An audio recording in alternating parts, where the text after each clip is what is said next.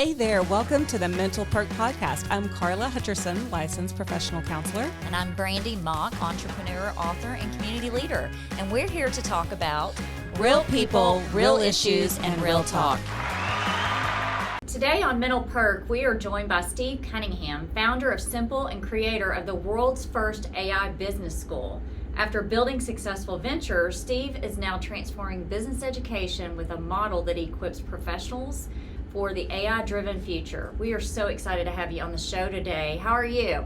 I'm doing well. Thanks for having me. Excited to be here. Yeah, we are too. So tell us a little bit about what you're doing and what you got into this. What got you into AI? And has it always been a passion of yours, or what drove you to this direction?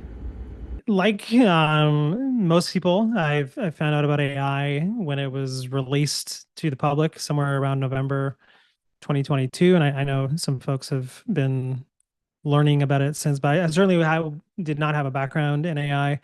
Had a little bit of background in the technology space and e-learning space.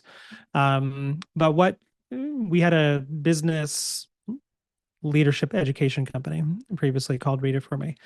And we realized very quickly that the AI was going to be able to essentially put us out of business. So we very quickly learned how to create content as good or better than what we were producing ourselves with AI, which means, of course, that everybody else can do that as well. And so we decided to take that idea all the way and started to think about how can we help organizations start to use AI in their businesses and help them do sort of what we started to do with AI, which was to really use it to streamline our operations and do a whole bunch of things that previously would have been impossible for us to do. So since then, we've been educating folks on how to use AI. We're training companies on how to help their employees adopt it productively, what pitfalls to look out for. And what we're most proud of is we are able to guarantee an ROI in every engagement that we go into, and also that we can track the actual number of productivity gains organizations are getting. And and I'm sure we'll get into this as we have this conversation, the thing that we are passionate about is helping organizations help their people flourish in this process as well, because there's a lot of misinformation out there. Some misinformation, some of it is good information about AI replacing jobs and what do you do if you find yourself in that situation. But ultimately, we believe this is a tool for good, and that if you take it seriously and dive into the deep end, as we like to say, it could be the best thing to come along for your career, probably in this lifetime. And that is a number one thing that I obviously have been concerned about is, you don't see a lot of regulations yet, do you, on the AI that's coming out, all the AI technology that's coming out? I mean, there's a part of me that thinks that the AI world's moving faster than legislation is on it. Does that make sense? Yeah, I think there is a definite lack of regulation. I know that that's being worked on, at least here in the U.S. I would, I guess, ask you the question of what are you concerned with? Well, I think it's, like you said, you'd mentioned, and the job and the job force. Yeah, I mean, we all know GBT. I mean, there's some AI out there, AI platforms that are amazing, right? But when it talks about jobs and stuff in AI, I think that's where people get concerned of where is AI going to stop? Yeah, I think like if we look at different industries, I think there is a fear such as if AI starts being able to build cars or computers or takes over restaurants, that would people be out of work, or will the AI generate jobs in different ways? Well, I think one of the things to wrestle with, or I guess maybe accept, is that that is going to happen. So AI is going to replace jobs.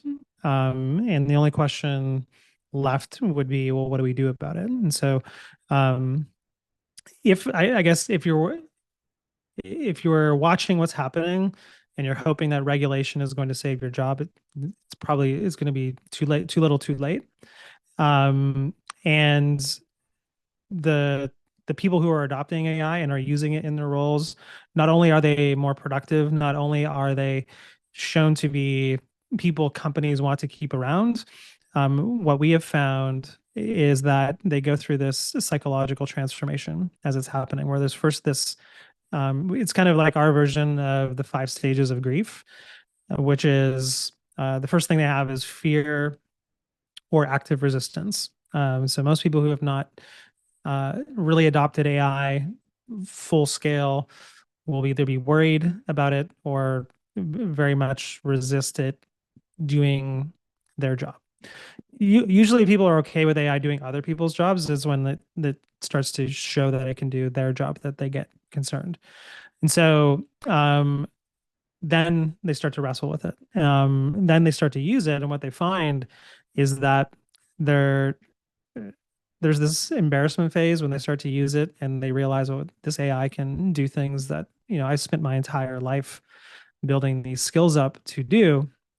And it's it's like an emotional reckoning kind of moment. But as they progress through these stages, they ultimately get to the stage of productivity and then ultimate transformation. Like we've seen so many people go through this process where at the end of it, they are they have a sense of purpose again. They are hopeful for the future. So it's almost like the exact opposite of what people expect going into it. That is actually what tends to happen. And so it ultimately is going to happen. It's only a question of whether or not you're going to, start now or start later. And yeah, I don't, it's hard to have questions or discussions around like the whether or not we think it's good for society. Like ultimately it's so productive that there are no regulations that are going to come to save the day. It just doesn't make sense to like from a country perspective, we'd be at such a disadvantage to any other country that no country is going to completely eliminate AI. And so I guess that's my long-winded, inarticulate answer to that question. And I think the only question is how do you wrestle with it? Or how do we change with it? Like, is there going to be ways that we change our education so that people getting out of high school and college can have ways of making money within an AI industry versus the way we educate kids and young adults now? Yeah, so I have two young daughters who are one's in high school, one's about to be in high school. So they're old enough that I'm starting to think about that and what is the world going to be like when they are launched into the workforce. And it will a couple things on this. One is in this, I don't know if this is a hot take or not, but I think it's not a hot take. Colleges and universities, even backtracking into high school, they don't do a good job of preparing people for the workforce. They don't come out job ready. So there's a whole bunch of education that needs to get people ready to do their job. What we've realized in the work that we're doing with companies is AI can be used to train people very quickly how to not only do their job, but how to use AI in their job. And so there's this opportunity for education providers to help students get prepared for the workforce and not only have all of the critical thinking skills and all the great things that come out of the education system, but also be ready on day one to be productive in the role with AI. And what we found is that people who are full-on adopters of AI are somewhere in the neighborhood of between 3 and 10 times more productive than people who don't use AI. So it's going to, just if you think about it in second and third order consequences, it's going to just filter its way throughout the entire education system.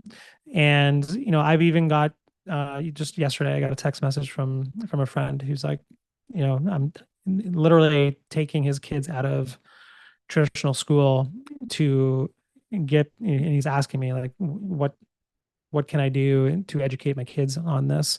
So, there's some people that are taking it to the extreme. But when you start to see things like that, you'll realize that the education space is going to be completely transformed. And in many ways, they have a lot of disincentives to adapt to this new way of education, because one of the biggest lessons that we've learned being in this space and showing organizations how to use it, particularly in corporate learning, is that the AI is the trainer. So the AI does an amazing job of teaching concepts and guiding people through exercises and doing all of the things that corporate education would do. So if you imagine like somebody currently graduates from high school, that this is why corporate learning and development departments exist, is because they're coming out of the education system not ready to be productive. They then teach people how to do their job and become better leaders and better communicators and all of those types of things.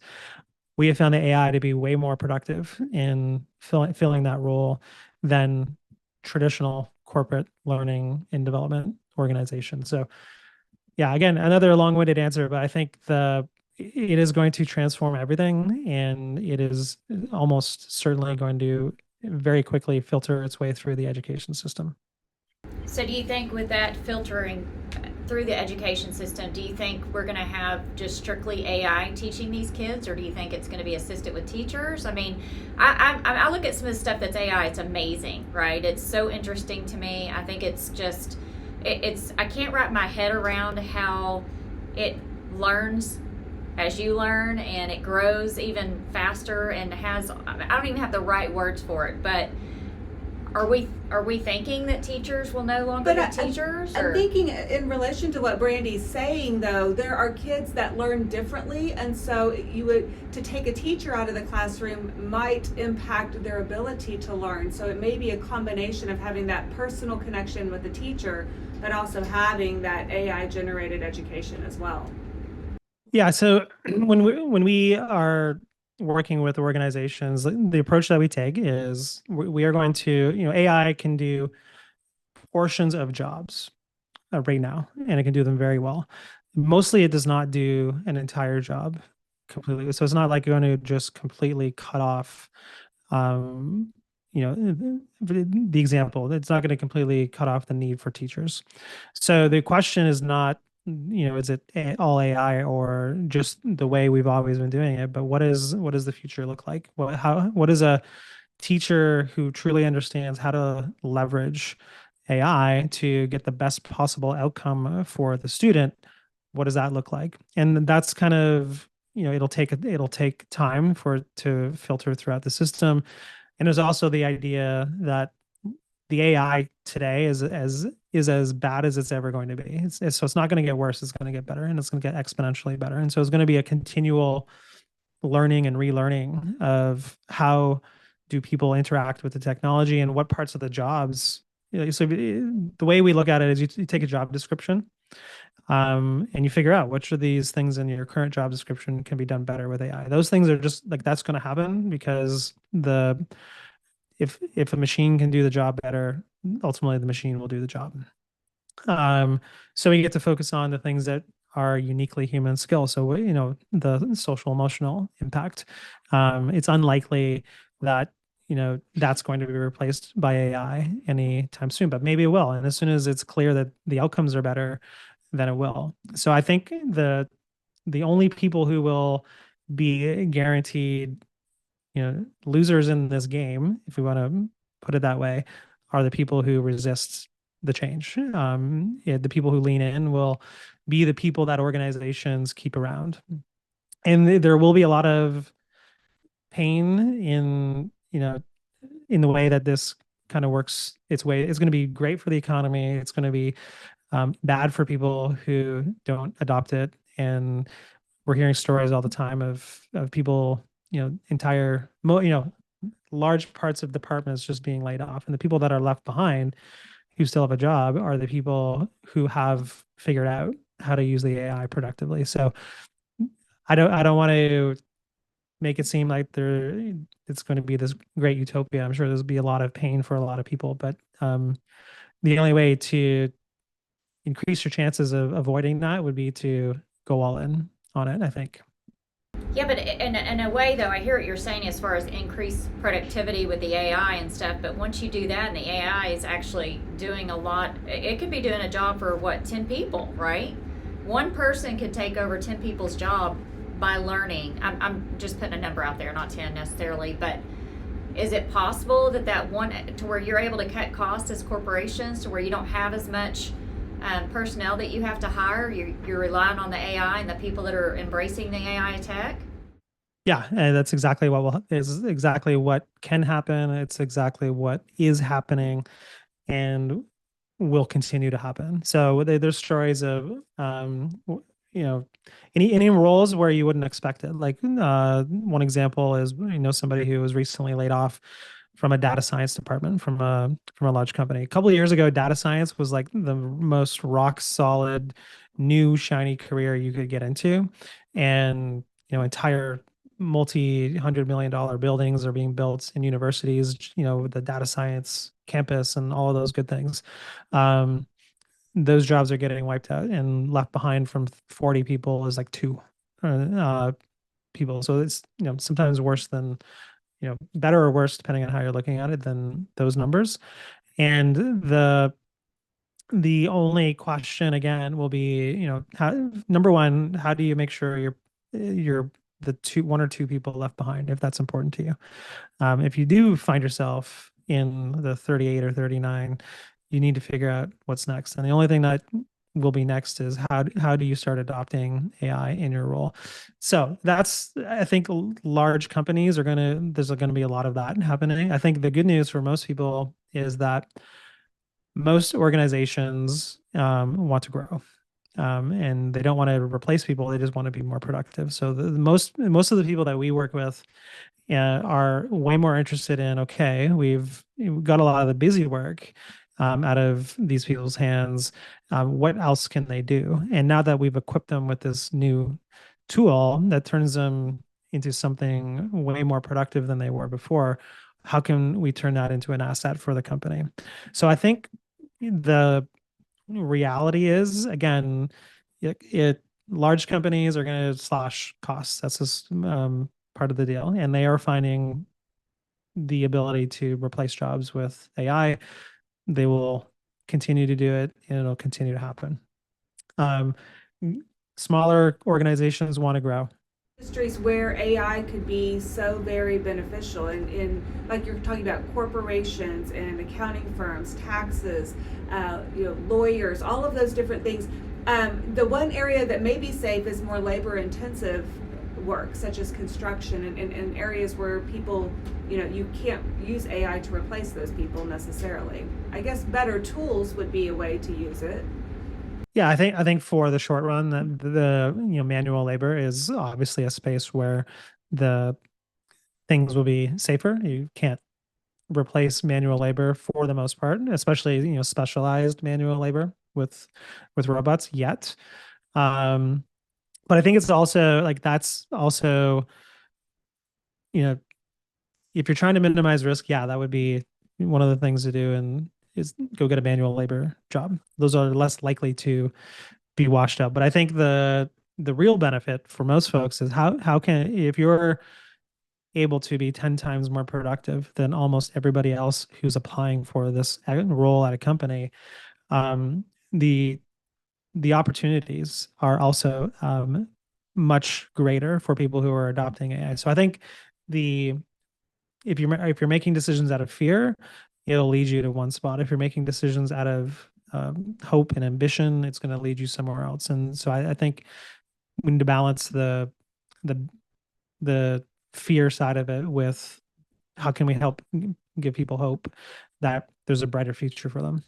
Is the AI industry, is that going to advance a lot faster than people can learn the skills associated with that to be able to keep their jobs? I kind of feel like AI is advancing way faster than people are going to be able to keep up with it.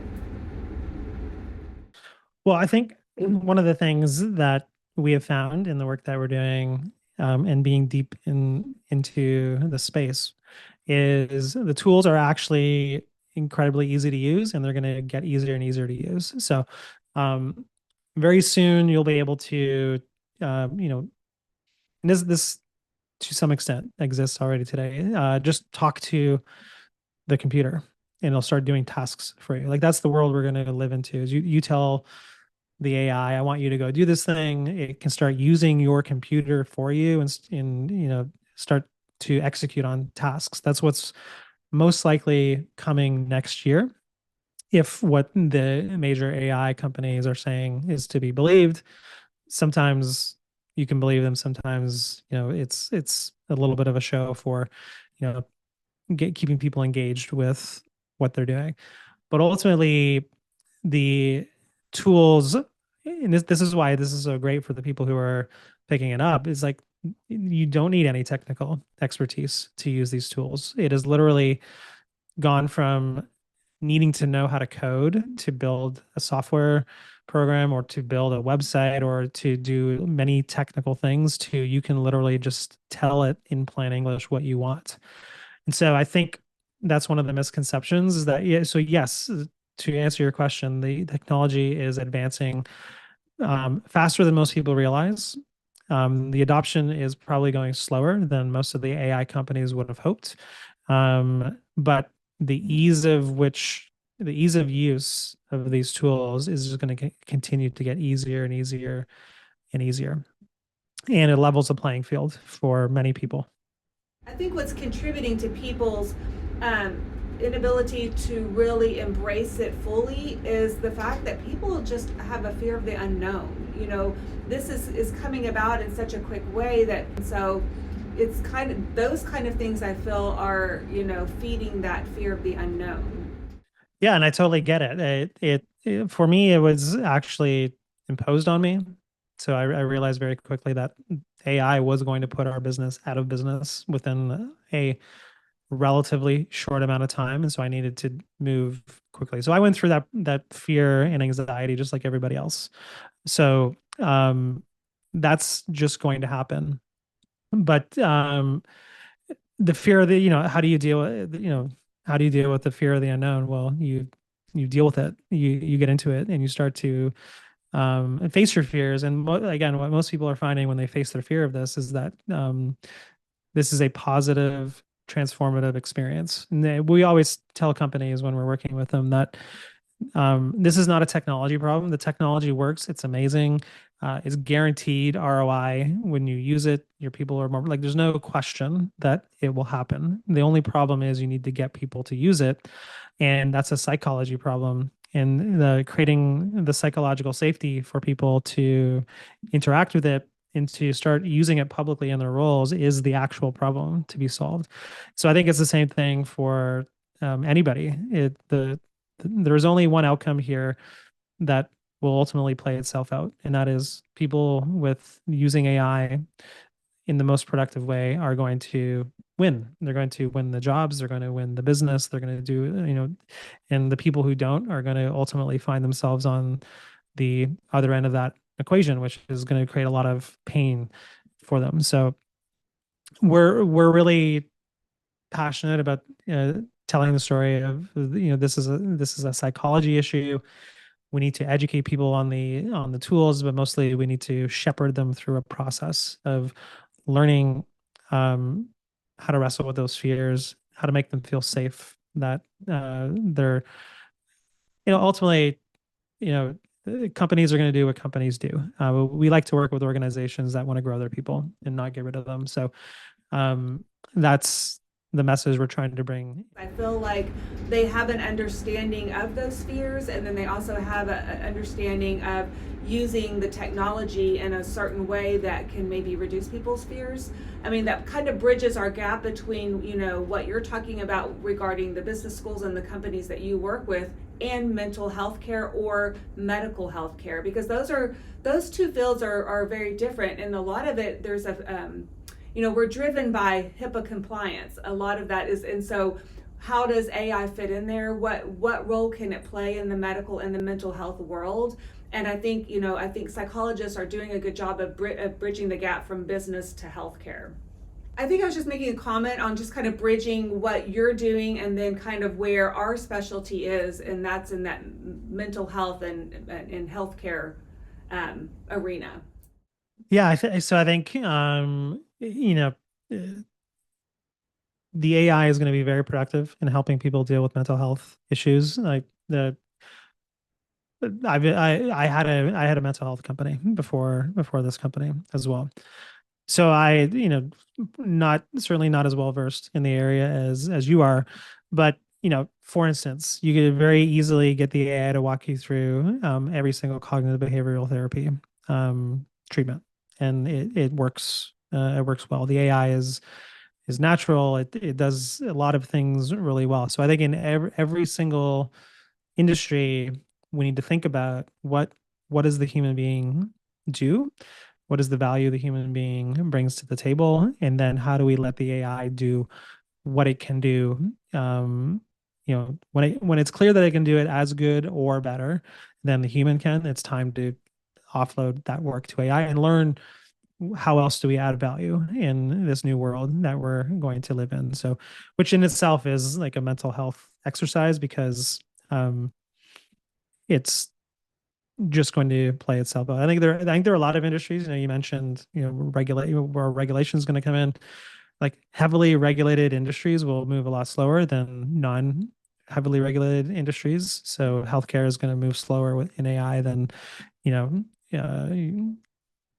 the hot dog stand down the street, to use a really bad example. So it'll, but it's coming. And as soon as it's very clear, like I said, that the AI is doing something as good or better than the human being can, and it's safe to do so, then it is just going to be a matter of time before that happens. And the part about the AI doing it as good or better than the human being that line will be continuously moved.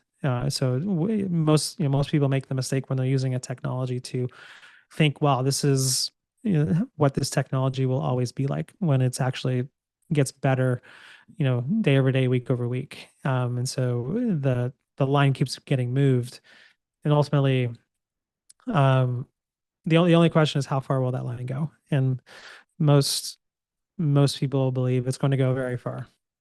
Yeah, and I think it could even, that's affected by a theoretical approach. If we look at, like you talked about a second ago, cognitive behavioral therapy, very skills-based, same as a dialectical behavioral therapy. They're going to be very skills-based, which could be definitely taught by an AI, a way of teaching. But then you look at a more person-centered approach, which might be something better fit for someone going through trauma or grief.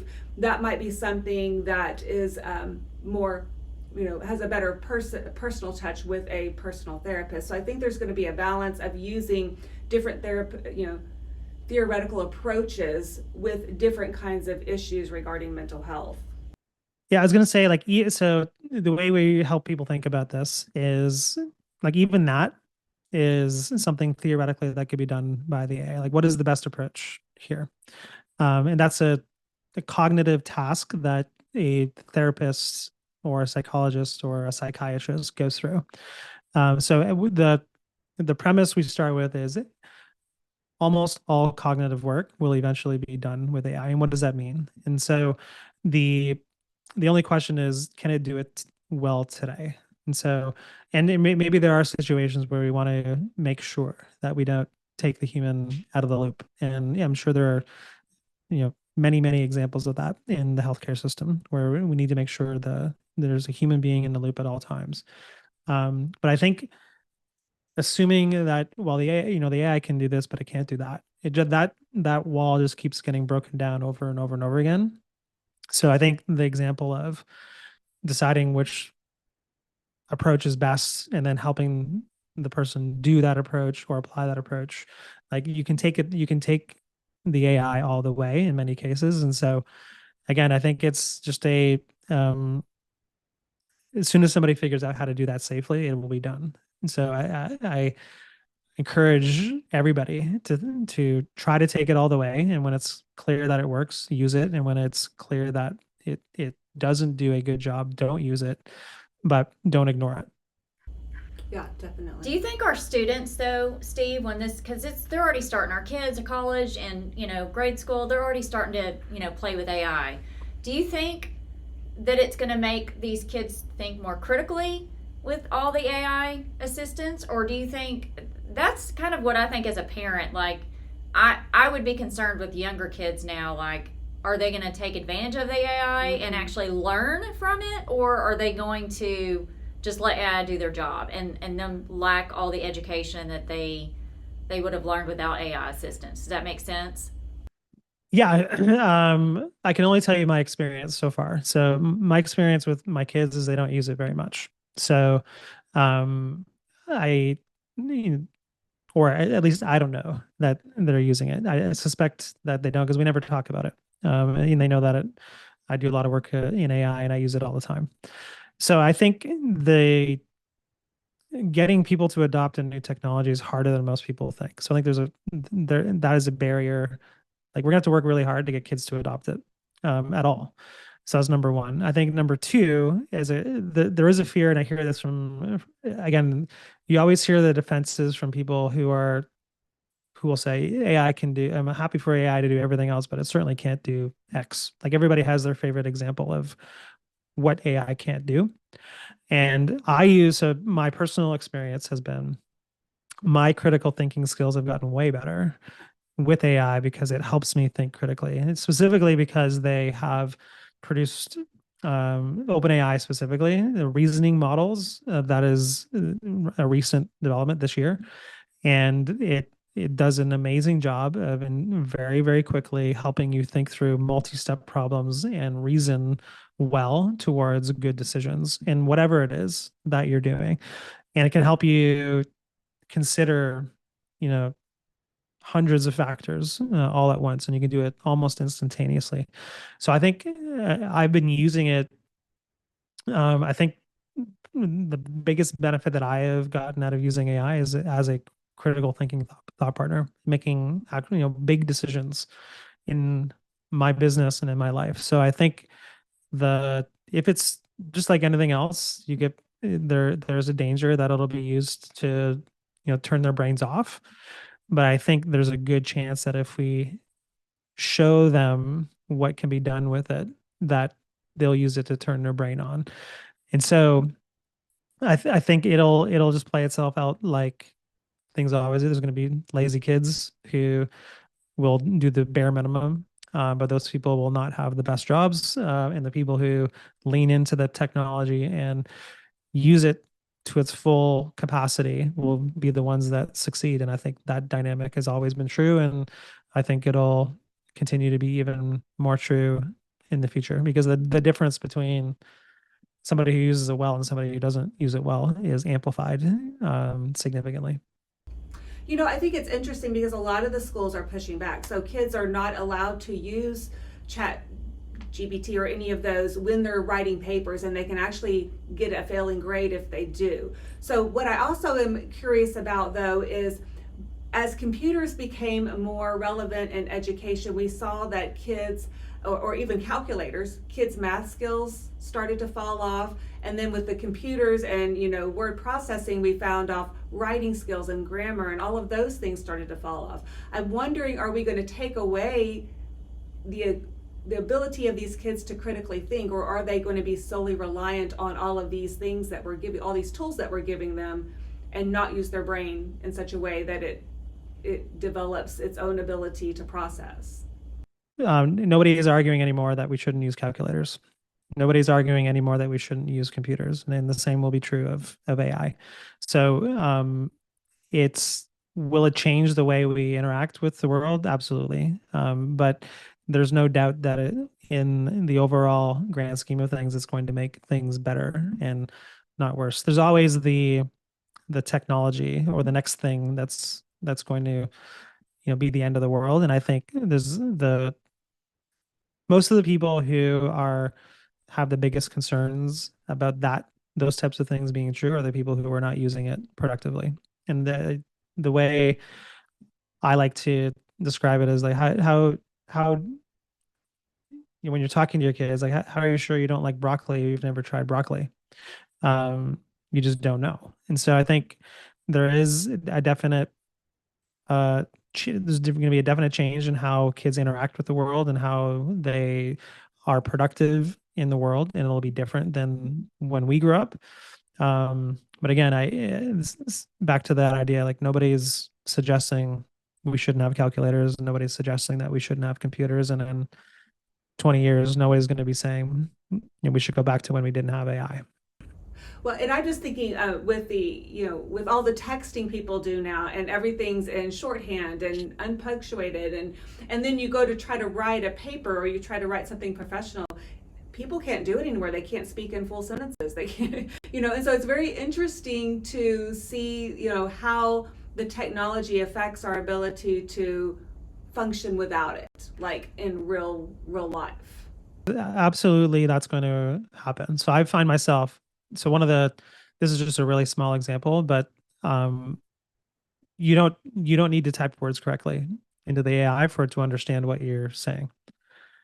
And so I type really fast. I don't fix my spelling mistakes when I'm using AI. And ultimately, what that has done is I'm now way worse at when I need to write an email. I'm way worse at typing it out. I'm much slower now at it because I'm misspelling words all, left, right, and center. But do I think as a net overall that my life is better because of AI? Absolutely. So I think we need to look at these things in, not to be cliche, but the grand scheme of things. So will some skills decline? Yes. But will the net overall effect be positive for society, which I think is the ultimate goal? Yes. So, I was a math major in college, and so, I am horrible at arithmetic, but the math that I was doing was critical. It was helping me become a critical thinker, and like, so I don't. I feel like the it'll play itself out, but the technology is so transformative and so productive overall that even if that is true, it's worth it.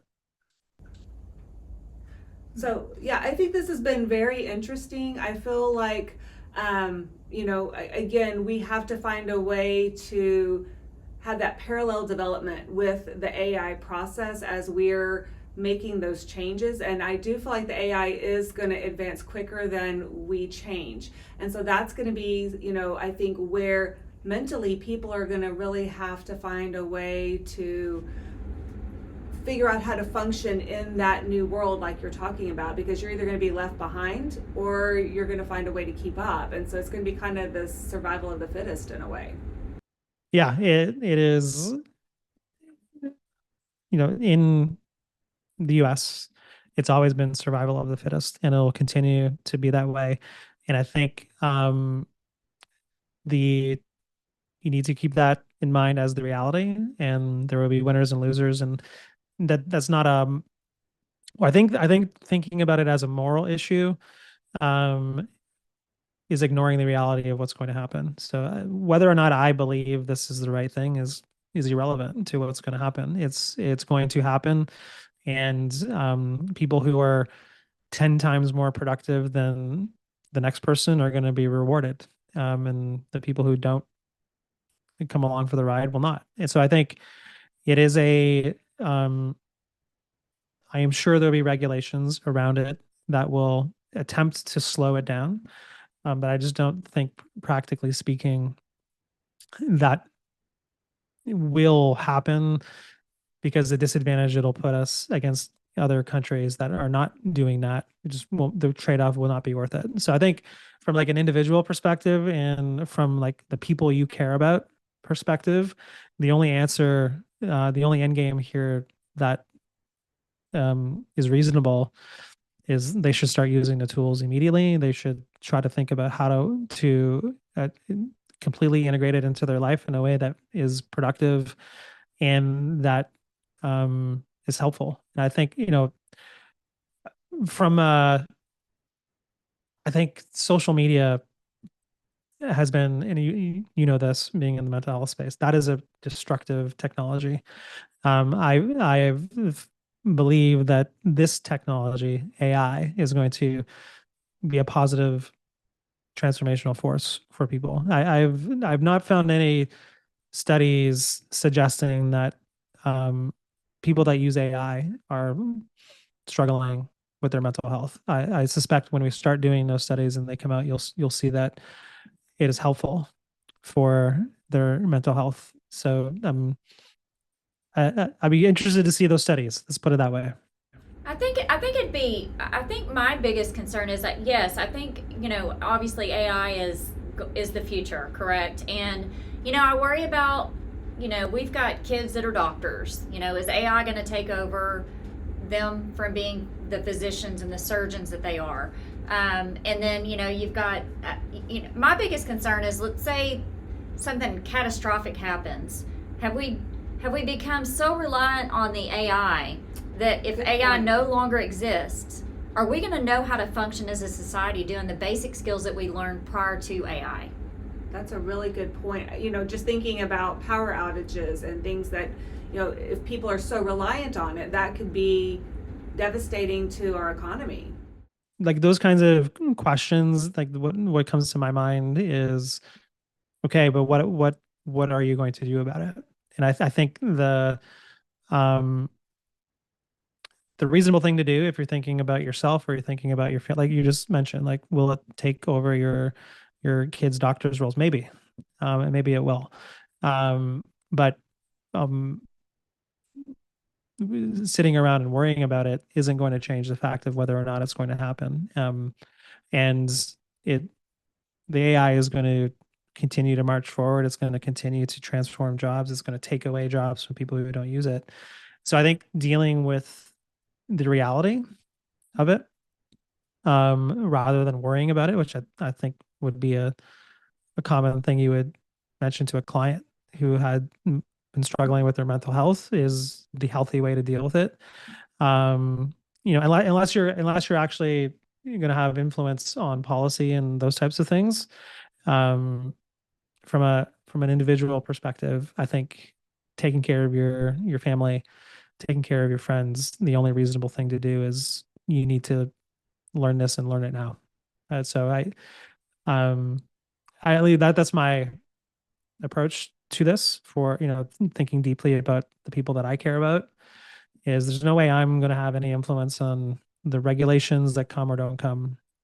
Whether or not this is good or not for society is irrelevant. My opinion on that is irrelevant.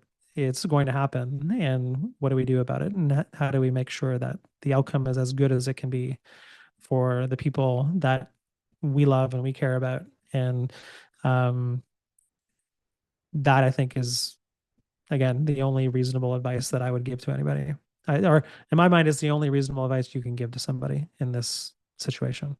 Well, in my mind, yes, I think finding a way to go along with it is very important, and finding a way to accept that, but also not letting our skills, the skills that we have learned over time, we need to make sure that we don't default on those, that we keep those up, and make sure that we're practicing those things, and really finding a way to find a healthy balance between AI and our own ability to process and succeed and do all the things that we normally do. One of my biggest thoughts on this is AI is man-made, right? So it has the ability to make mistakes. It also has the ability to generate misinformation. And so that is also a concern. And if we're so reliant on using it, how do we test and make sure that the information it is providing is accurate? Yeah, those are all reasonable questions to ask. And I think that would be part of a healthy way of adopting the AI. You're not just going to take everything it says as the gospel truth, and that is the exact right thing to do. You're going to take it on as something that can help you in a particular role. So, as we real quick example, as we're looking at, okay, does this do a good job of summarizing a book, and can it do it faster than the way we were doing it? So as part of our business is we would summarize business books. we didn't just assume that it could do it better than us, but we tested it. And what we found was that, yes, indeed, it, especially now versus a couple of years ago, it does a way better job of doing that work, and it does it in way less time. And so you will always want to stress test the ability to actually produce a positive outcome. So it's not like you just accept the fact that the AI produces a positive outcome. You test it and you make sure that it does, because you don't want to blindly rely on something when it's not clear that it's going to be helpful. But once it's clear that it's helpful, you should adopt it in that specific circumstance. So my concern with a lot of the conversations around this, like, isn't it, all of the red flags that people throw up is preventing them from exploring. And I know for a fact that it prevents a lot of people from exploring the technology. And that would be my bigger concern for folks that I care about, is that they'll wait until it's too late. The story we like to tell to drive this point home comes from a book called The Black Swan.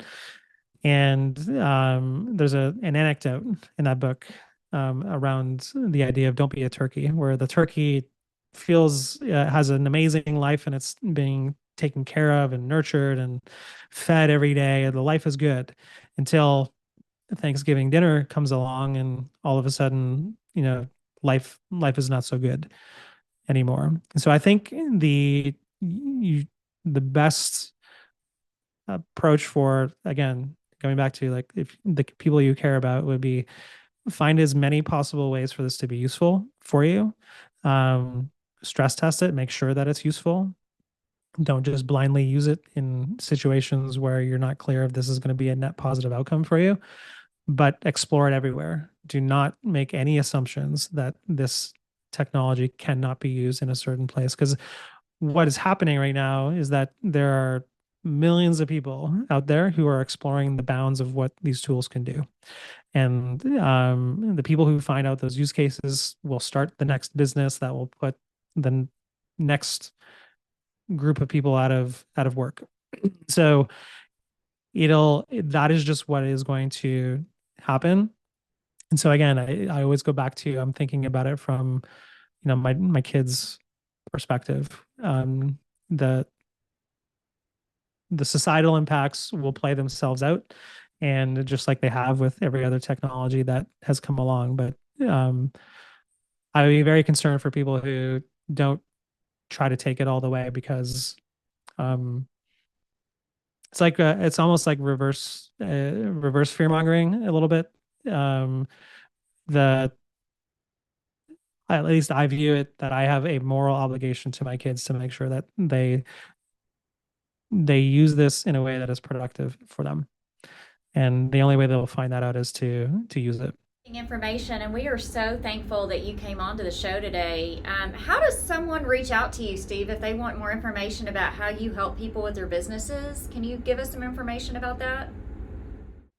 Yeah, I would love to have them visit our website, simpleacademy.ai. They can sign up for some free resources there and start to take their own journey into the world of AI.